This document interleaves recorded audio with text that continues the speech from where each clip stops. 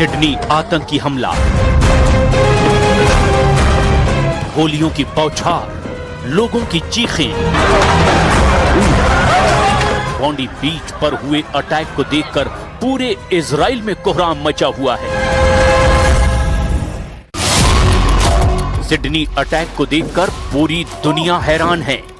Israel की सड़कों पर मृतकों को श्रद्धांजलि दी जा रही है, क्योंकि हमला तो सिडनी में हुआ है, लेकिन इसका सबसे बड़ा दर्द तेल अवीव में हो रहा है।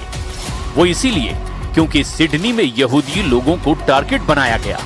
वो अपने त्योहार हनुक्का के दौरान समंदर के किनारे मौजूद थे और इसी दौरान आतंकियों ने उन पर हमला कर दिया। लोगों पर ताबड़तोड़ फायरिंग करने वालों के वीडियो देखकर सबसे ज्यादा तनाव और गुस्सा है। सिडनी से आए वीडियो देखकर नेतन्याहू बार बार परेशान हो जाते हैं। नेतन्याहू को बर्दाश्त नहीं हो रहा कि कैसे उनके नागरिकों को इजराइल के बाहर टारगेट किया गया। नेतन्याहू के लिए सिडनी जैसे हमले अब असहनीय हो चुके हैं। नेतन्याहू बार बार बता रहे हैं कि वो इसका जवाब जरूर देंगे, लेकिन बड़ा सवाल ये है, जवाब किसे देंगे? זה לא קרה באוסטרליה. זה קרה שם היום משהו נורא. רצח בדם קר. מספר נרצחים לצערי עולה מרגע לרגע. ראינו את הרוע בשפלותו, וראינו גם גבורה יהודית בשיאה. बड़ी खबर यह है कि इजराइल ने सिडनी अटैक का ठीकरा ईरान पर फोड़ने का फैसला किया है।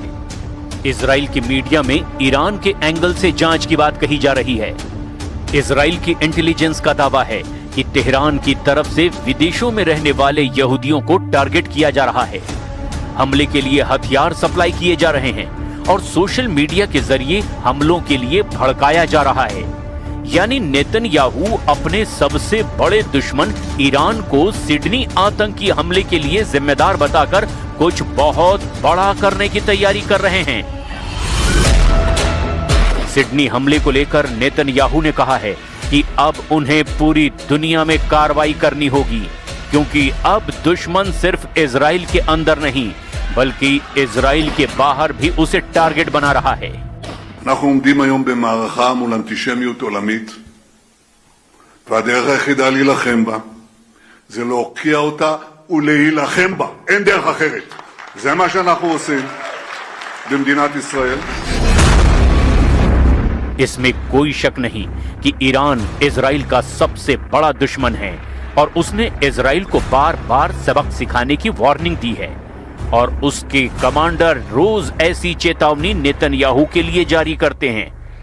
लेकिन सिडनी में हुए हमले को लेकर ईरान की तरफ से क्या कहा गया है, ये जरा गौर से समझिएगा। ईरान के विदेश मंत्रालय ने एक बयान जारी करके कहा कि ईरान सिडनी में हुए आतंकी हमले की निंदा करता है। आतंकवाद और लोगों की हत्या कहीं भी हो, ये पूरी तरह नामंजूर और निंदनीय है। यानी ईरान ने साफ साफ कह दिया कि उसे इस हमले में मारे गए लोगों से हमदर्दी है। लेकिन इजराइल में इसे ईरान की तरफ से बोला गया एक और झूठ बताया जा रहा है। यानी साफ है कि सिडनी टेरर अटैक अब इजराइल और ईरान के बीच में एक और बड़ी टक्कर की दस्तक दे रहा है। टक्कर यानी ऐसा युद्ध जिसमें लड़ाई ना इजराइल में लड़ी जाए ना ईरान के अंदर, बल्कि दोनों तरफ की इंटेलिजेंस एजेंसियां आपस में भिड़ें, खुफिया ऑपरेशन करें, जिसका सबसे ज्यादा दर्द इजराइल के प्रधानमंत्री बेंयामिन नेतन्याहू महसूस करें या फिर ईरान के सर्वोच्च नेता अली खामनेई। फिलहाल सिडनी हमले को लेकर पूरा ऑस्ट्रेलिया खौफ में डूबा हुआ है और वहां के प्रधानमंत्री कह रहे हैं कि ऐसे हमलों को रोकने के लिए वो कुछ भी कर गुजरने को तैयार हैं। We are stronger than the cowards who did this. And I want to conclude finally by saying that the government is prepared to take whatever action is necessary. Included in that is the need for tougher gun laws. बताया जा रहा है कि Sydney में आतंकी हमला करने वाले बाप बेटे की कार से आईएसआईएस का झंडा बरामद किया गया।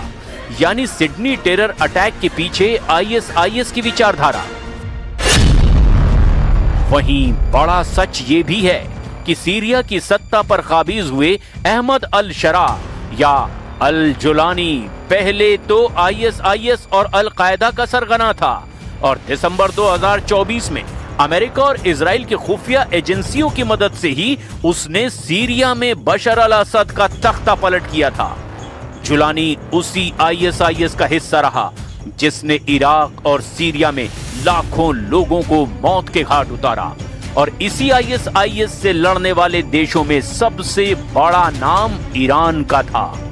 ऐसे में सिडनी आतंकी हमले में ईरान का नाम लेना इजराइल की जल्दबाजी से ज्यादा एक नए युद्ध की बुनियाद तय करने की नीति कहा जा सकता है।